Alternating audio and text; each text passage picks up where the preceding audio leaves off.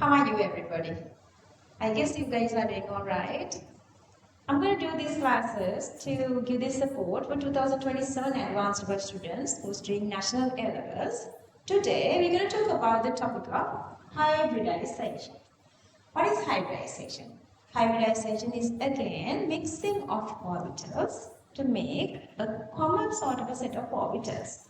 Because different orbitals, if you go with s orbital, p orbital, d orbital, they have different shapes, different sizes, different energies.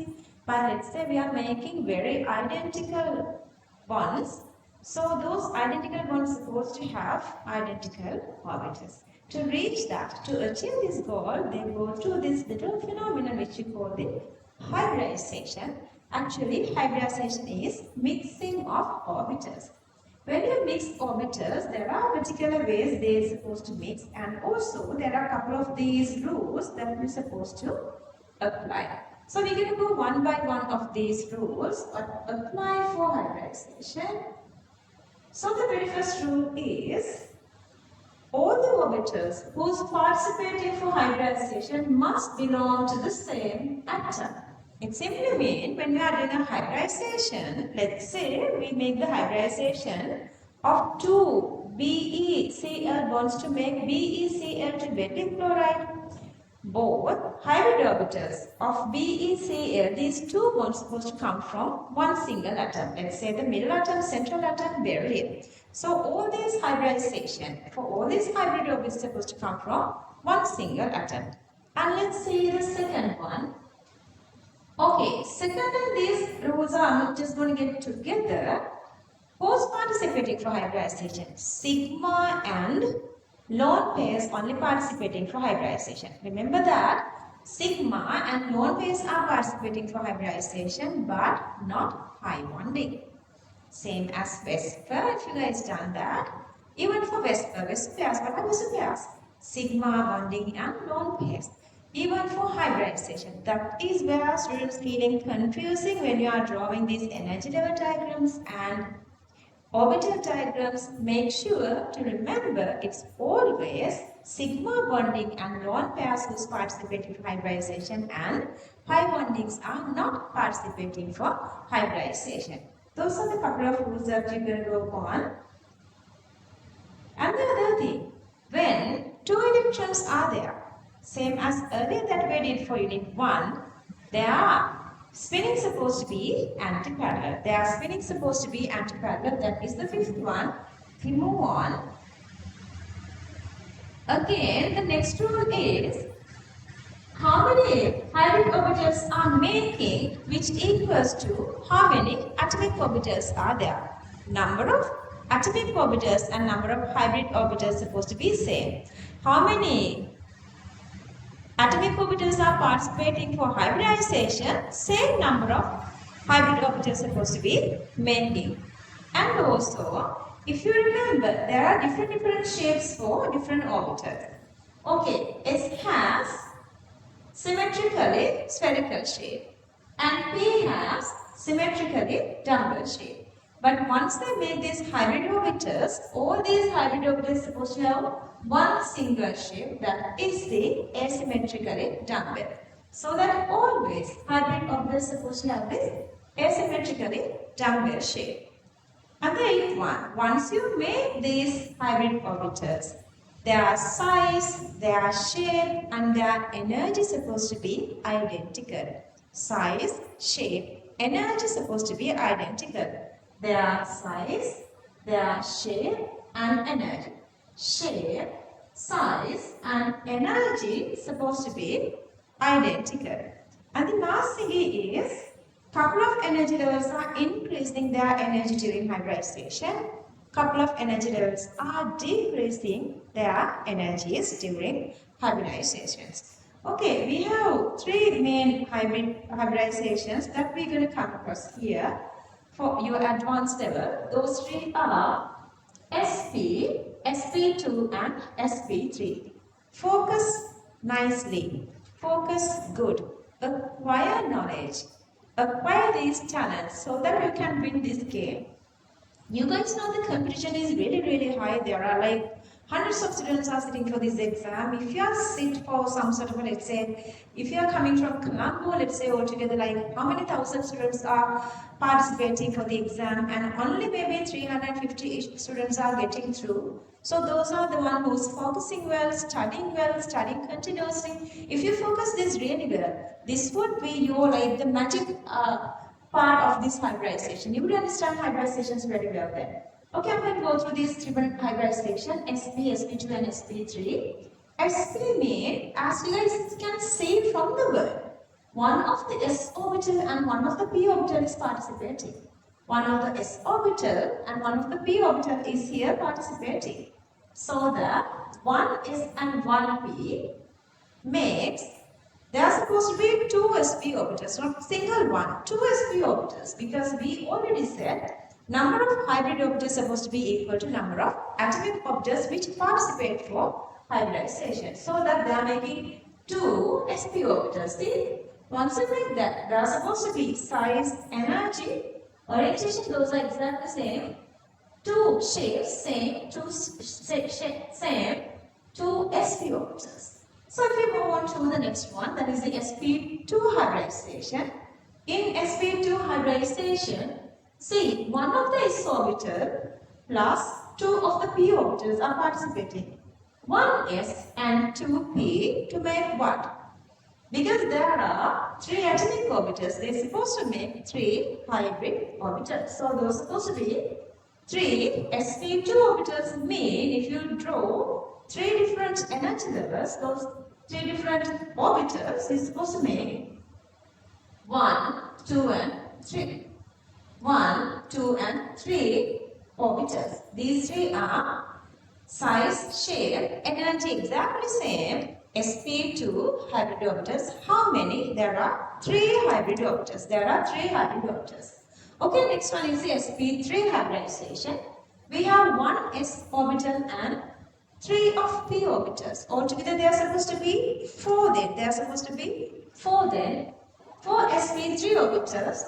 1, 2, 3 and 4. Okay, if you understood this little concept, going on with hybridization, drawing these energy level diagrams and the orbital diagrams become extremely easier.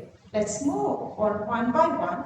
So the very first one I'm going with this sp hybridization. The example I have taken is barium chloride BeCl2, and here barium's electron configuration is 1s2 2s2, and then chlorine electron configuration is 3s2 3p5. Okay, Lewis is very preliminary. You guys need the Lewis knowledge very well to go on any of these unit 2 anything. So this actually is a part of unit. I mean this is supposed to come through again the Lewis. Because even if you want the Vesper, hybridization or the resonance, or whatever it is, the basic part is coming through the Lewis. So you guys need the Lewis practice very well. Actually, I did a Lewis, a little video for you guys. You can just refer that as well. Anyway, so this is the simplest way of drawing the Lewis. Actually, the skeletal diagram here. So you guys can see that barium is a central atom and there are 2 chlorines here. So that it's supposed to make very identical to BeCl1. One bond here and then the other one here. How do you do that?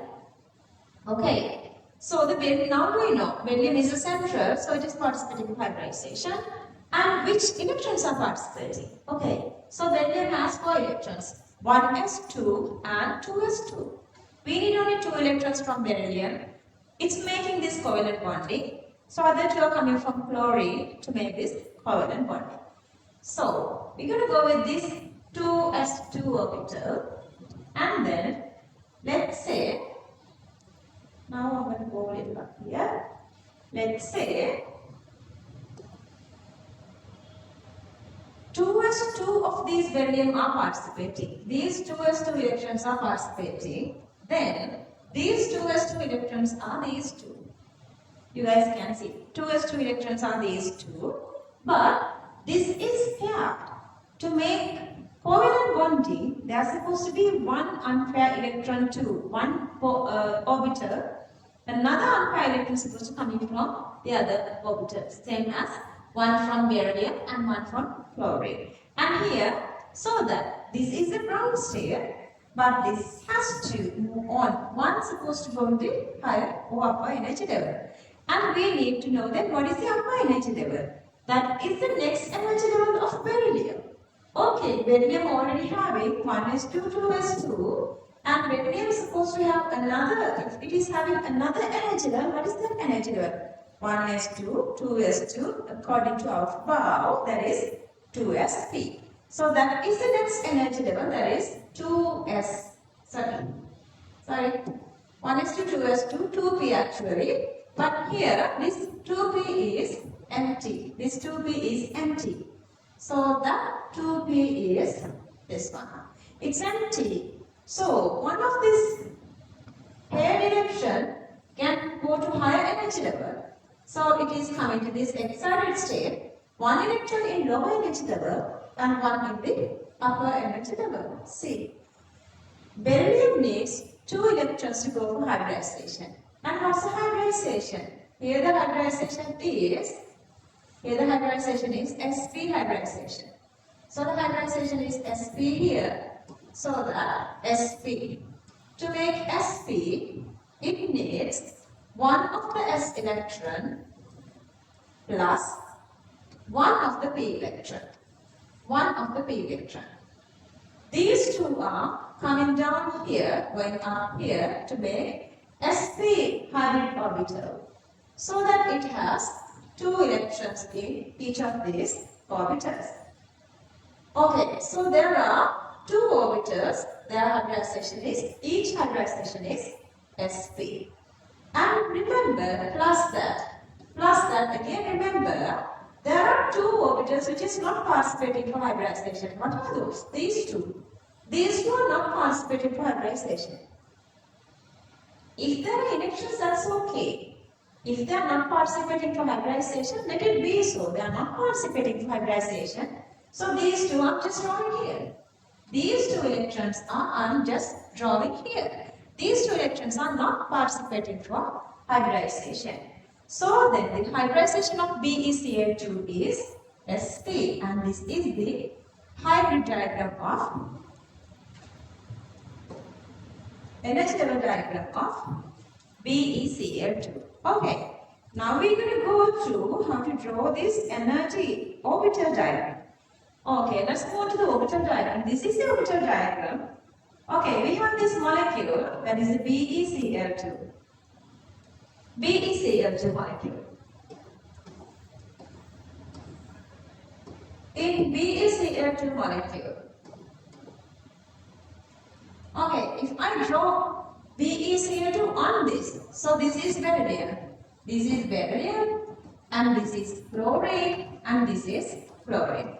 So that's obviously very easy for you guys now. So beryllium is the one who is participating for hybridization. Let me make it a little larger, okay? So you guys can understand this nicely. I'm going to go with this color. Okay, so beryllium is supposed to have 2 hybrid orbitals. And these are the 2 hybrid orbitals of beryllium. So this blue are the 2 hybrid orbitals of beryllium. Then who's coming to attack? Who's coming to join? That's fluorine. But fluorine's orbital is 3p, that is symmetrically dumbbell. Okay, so the 3p symmetrical dumbbell from fluorine. Come and join here. Clear that?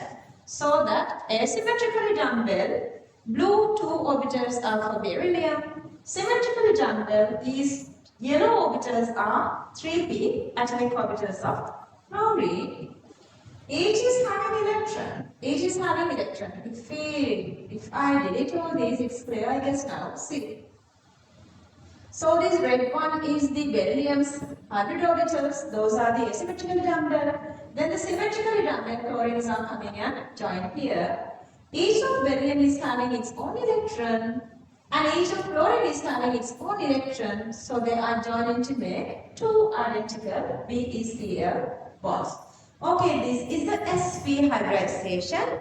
So the molecule is linear and then the angle is 180. Molecule is linear, angle is 180. Moving to the next hybridization, that is sp2. To explain sp2 hybridization, I'm using BH3, boron group 13, electron configuration is 2s2 2p1, and then hydrogen electron configuration is just 1s1. Electron configuration of hydrogen is just 1s1. Okay. Again,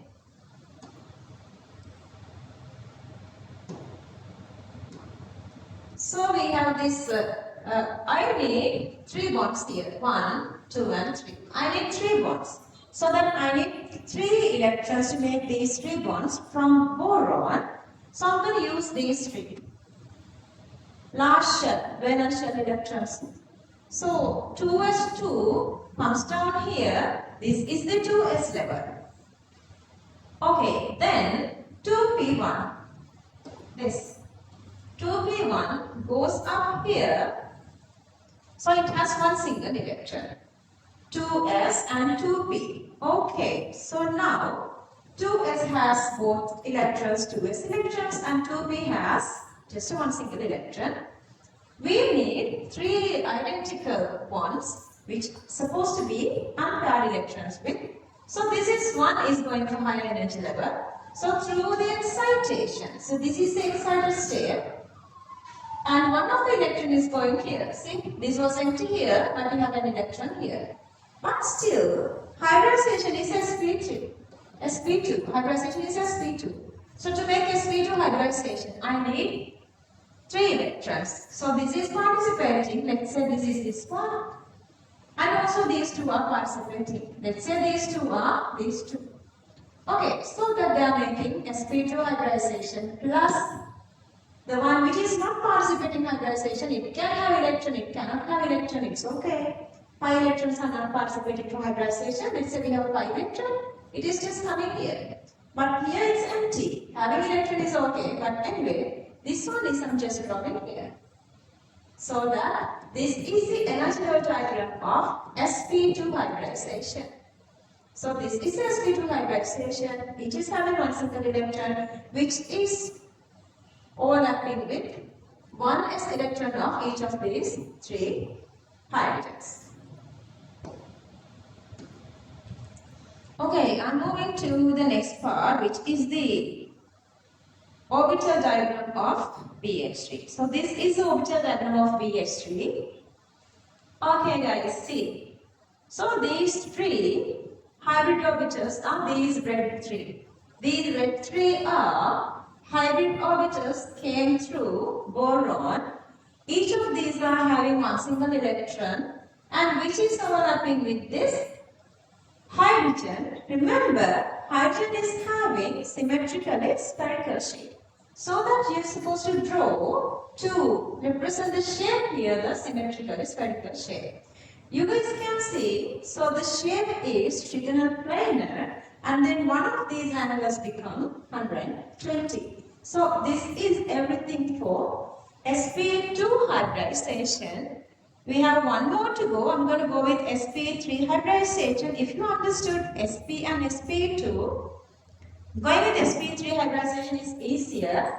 This time we need 4 bonds. This time we need 4 bonds. So my basic molecule is CCl4. You guys know this is carbon tetrachloride.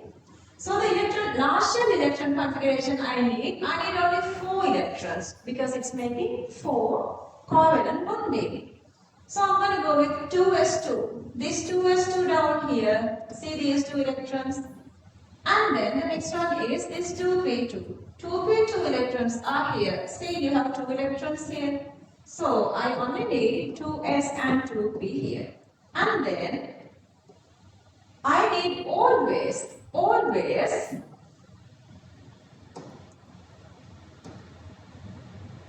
s orbital is making sigma. So you cannot have 2 bonds here. It is participating for hybridization. So you have to go through the excitation. So through the excitation, this is unpairing. So this was empty and I is having an electron. So 1 electron is going to the upper energy level. Now you have 4 electrons. All these 4 supposed to be participating for hybridization. That is sp3.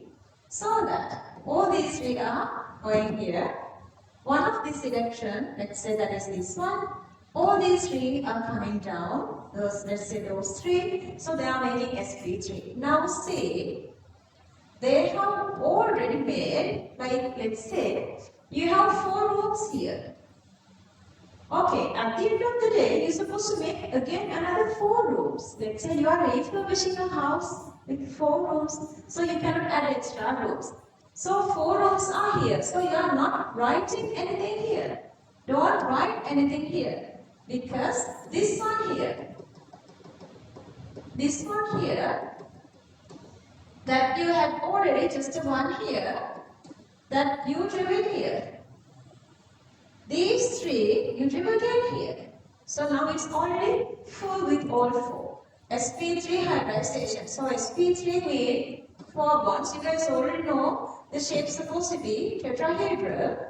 And let's go to that. Okay, 4 hybrid orbitals of carbon. If I draw the CH4 molecule around on this one, if I draw on this one, I can show you. Okay, these 4 are the atomic orbitals, hybrid orbitals. These 4 are the hybrid orbitals. And then who's coming? 3p atomic orbitals. So the shape is symmetrically jumbled. So those 4 are these 4. Those 4 are these 4. Then again, if I draw the molecule of CCl4, if I just show the CCl4 molecule, I can show the middle carbon here. 1 chlorine here, another chlorine here, another chlorine here, and another chlorine here.